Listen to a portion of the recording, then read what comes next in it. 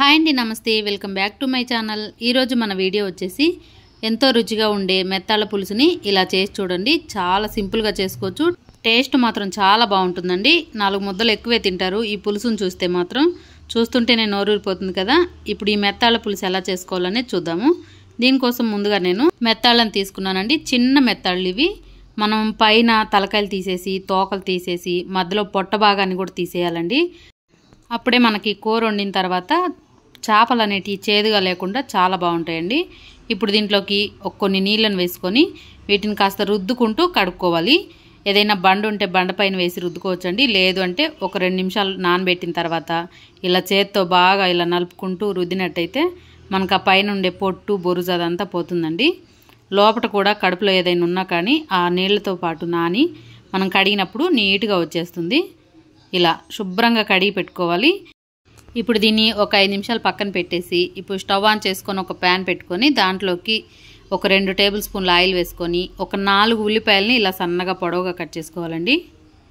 మీరు ఉల్లిపాయలు ఎన్ని తీసుకుంటారో టమాటాలు కొంచెం తక్కువ తీసుకోండి. ఈ మెత్తాళ్ళ పులుసుకి అలా బాగుంటుంది. ఇప్పుడు ఒకసారి ఇదంతా బాగా కలిపిన తర్వాత దీంట్లో కొంచెం పసుపును వేసుకోవాలి. అలాగే సాల్ట్ ఒక 2 స్పూన్ల సాల్ట్ని కూడా వేసుకోవాలి. ఉల్లిపాయలు కట్ చేసుకునేటప్పుడే నేను 4 ఉల్లిపాయలు కట్ చేశాను కాబట్టి 3 టమాటాలు వేసుకున్నానండి. ఆ టమాటాలు కూడా సన్నగా కట్ చేసి పెట్టుకోవాలి.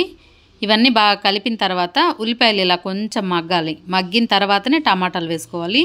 అప్పుడే మనకి ఉల్లిపాయ పచ్చివాసన అనేది తెలియకుండా టేస్ట్ బాగుంటుంది పులుసు తర్వాత. ఇలా టమాటాలన్నీ వేసి ఇవి కూడా ఒక్కసారి కలిపేసుకొని ఇప్పుడు మూతను పెట్టేసి ఒక 10 నిమిషాల సేపు మంట సిమ్లో పెట్టేసి బాగా మగ్గించుకోవాలి. మనకు ఆ టమాటాలు ఉల్లిపాయలు బాగా మగ్గాలండి. ఇలా మధ్య మధ్యలో ఒకసారి మూత తీసుకుంటూ ఒకసారి కలుపుకోవాలి. ఇలా మగ్గిన తర్వాత ఒకసారి బాగా కలుపుకొని మనం ముందుగా నానబెట్టుకున్న మెత్తాలని ఒక 4-5 సార్లు అయినా శుభ్రంగా కడగాలి. కడిగిన తర్వాతనే ఇప్పుడు దీంట్లో వేసుకోవాలి టమాటాలలో. ఇలా మెత్తాలన్నీ నీట్గా కడిగి వేసుకున్న తర్వాత ఇప్పుడు ఒకసారి బాగా కలుపుకొని మనం మెత్తాళ్ళు ఎప్పుడైతే వేసుకుంటామో అప్పుడే కారం కూడా వేసుకోవాలండి. మనకు ఆ మెత్తాళ్ళతో పాటు కారం కూడా బాగా మగ్గుతుంది. ఇప్పుడు దీంట్లో కారము కొంచెం స్పైసీగా వేసుకోండి. కారము ఒక 2 స్పూన్ల నార్మల్ కారం వేసుకుంటున్నాను. అలాగే మసాలా కారం కొంచెం వేసుకుంటున్నానండి. మనకి చేపల పులుసులలో ఏ పులుసులోనైనా సరే ఇలా మసాలా కారం వేసుకుంటే రుచి బాగుంటుంది. ఇలా మసాలా కారం కొంచెం వేసిన తర్వాత ఇదంతా ఒకసారి బాగా కలుపుకొని ఇప్పుడు మంట సిమ్లో పెట్టేసి ఒక 10 నిమిషాలు బాగా మగ్గించుకోవాలి. ఇప్పుడు బాగా కలిపిన తర్వాత మూతను పెట్టేసి ఒక 10 నిమిషాల సేపు బాగా మగ్గించుకుందాము. ఇప్పుడు చూడండి 10 నిమిషాల తర్వాత మూతను తీసి ఒక్కసారి బాగా కలుపుకోవాలి. ఇది మనం ఎంత నిదానంగా సన్న మంట మీద ఉడికించుకుంటామో అంత బాగుంటుందండి ఈ కూర. ఇప్పుడు దీంట్లో వేసుకోవడానికి కొంచెం చింతపండు నానబెట్టుకొని దీంట్లో వేసుకుంటున్నాను. మనం టమాటాలు వేసుకున్నాం కాబట్టి పులుసు కొంచెం చూసుకొని తగినంత వేసుకోవాలి. మనం టమాటాలు వేయకపోతే పులుసుతోటే బాగా ఉడికించుకుంటే బాగుంటుంది. మనం 2 రకాలుగా అయినా చేసుకోవచ్చండి. మరి కొంచెం పులుసు నీళ్ళని వేసుకుందాము.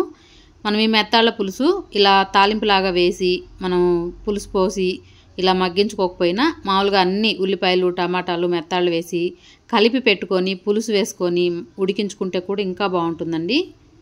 ఇలా నీళ్ళని చూసుకొని కొన్ని నీళ్ళని వేసుకొని ఇప్పుడు ఒకసారి బాగా కలిపిన తర్వాత దీంట్లో కొంచెం కరివేపాకు రెబ్బలు వేసుకుందాము. మనం ఈ మెత్తాళ్ళ పులుసులో మసాలాలు ఏం వేయం కాబట్టి ఇలా పచ్చి కరివేపాకు రెబ్బలు వేసుకుంటే కూర మాత్రం భలే ఉంటుందండి.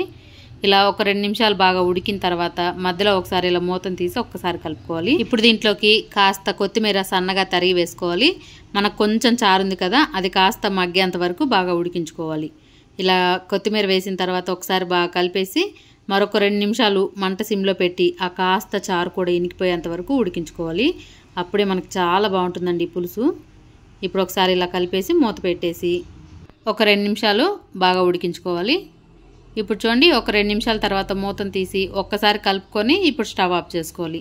ఇంతేనండి, సింపుల్గా చేసుకోవచ్చు. మసాలాలు వేయకుండా మెత్తాళ్ళ పులుసు గుమగుమలాడాలంటే ఇలా కొత్తిమీర కరివేపాకు వేసుకొని వండుకొని తిని చూడండి, చాలా బాగుంటుంది. వీడియో నచ్చితే లైక్ చేయండి. Thank you.